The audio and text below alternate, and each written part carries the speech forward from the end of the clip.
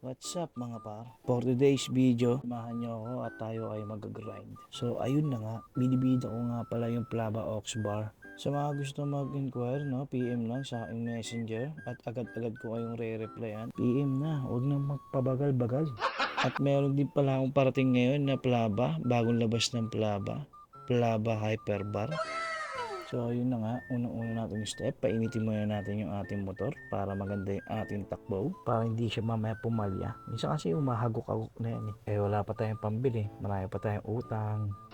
At yun na nga, may bueno-bueno na tayo. First book, M. Nase. So tara, deliver na natin to.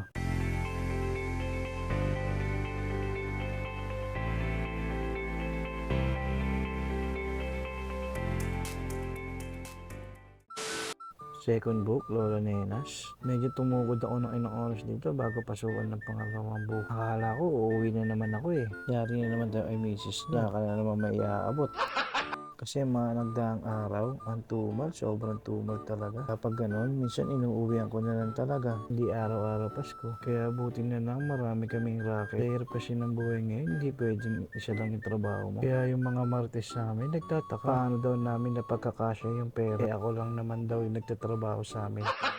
So balik nga tayo muna dito. Dito ay nagutom ako kaya kumain na muna ako. Share ko lang yung ulam ko. Dito ang ulam ko ay sinigang na baboy. Luto ni Mrs. Alam niyo guys, sa totoo lang, pagkitiisan ko lang talaga yung luto ng asawa ko. Ay, hindi, joke lang. Sarap magluto yun. Nakikita naman sa itsura ko, di ba? Napakataba na. Dalawa na yung baba.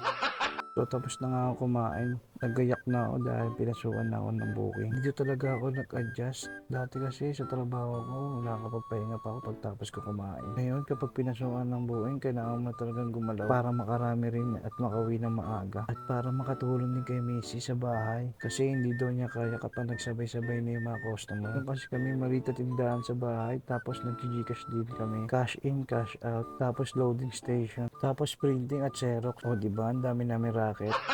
So ayun, nandito ako sa Pure Gold para pumikas sa Pouchin. 768 ma'am. Rider.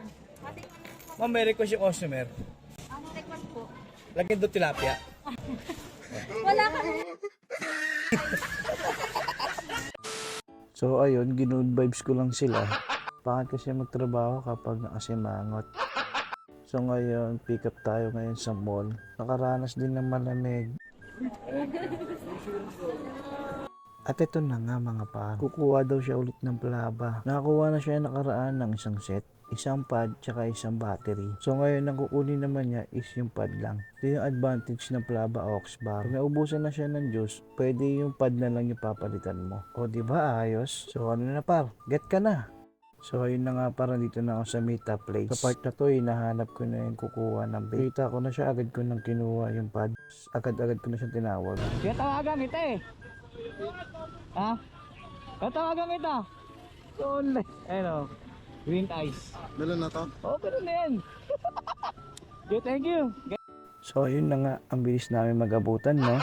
Shoutout sa iyo, Kuya BJ. Salamat sa suporta. At dito ko natatapusin ang video mga par. Salamat sa panunood mga par. At ingat kayo palagi. Peace out.